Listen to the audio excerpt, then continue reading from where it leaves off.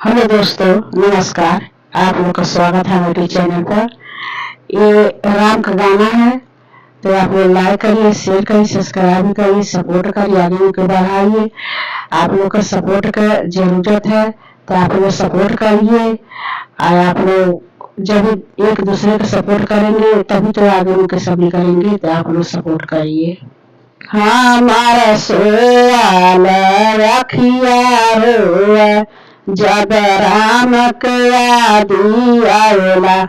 हमारा सोयाल रखिया रोआ, जब राम यादी आवेला। बागों में गई गलीचा में गई रे, बागों में गई गलीचा में गई हो। जो के नाही राम नील, हम दारू पकड़ के रे। जो के नाही राम नील, हम दारू पकड़ के रे। हमारा सोयाल रखिया रे, जब राम के याद आवेला। हमारा सोयाल रखिया रे, जब राम के याद आवेला।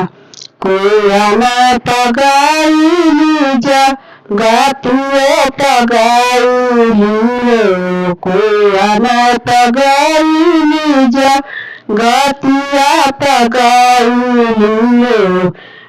जो के नाही राम नील, जगत पकड़ के रे। जो के नाही राम नील, जगत पकड़ के रे।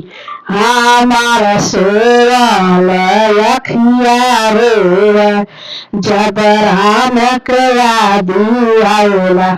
हमारा सोयाल रखिया रे, जब राम के याद आवेला। तालाब में गई लैया में गई हो, तालाब में गई लैया में गई हो। जो के नाही नील राम, ताल पकड़ के रे। जो के नाही नील राम, तालाब पकड़ के रे। हमारा सोयाल रखिया रे, जब राम के याद आवेला। हमारा सोयाल रखिया रे, जब राम के याद आवेला। महल पगई महल पगई हो, महल पगई महल पगई हो।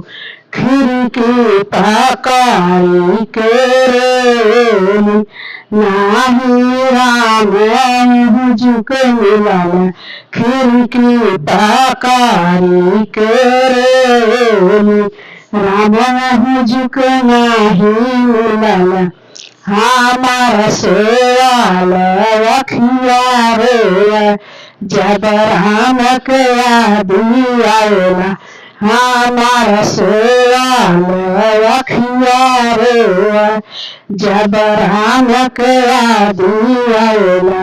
गई अयोध्या में गरिया मंदिला हो, गई अयोध्या में गरिया मंदिला हो।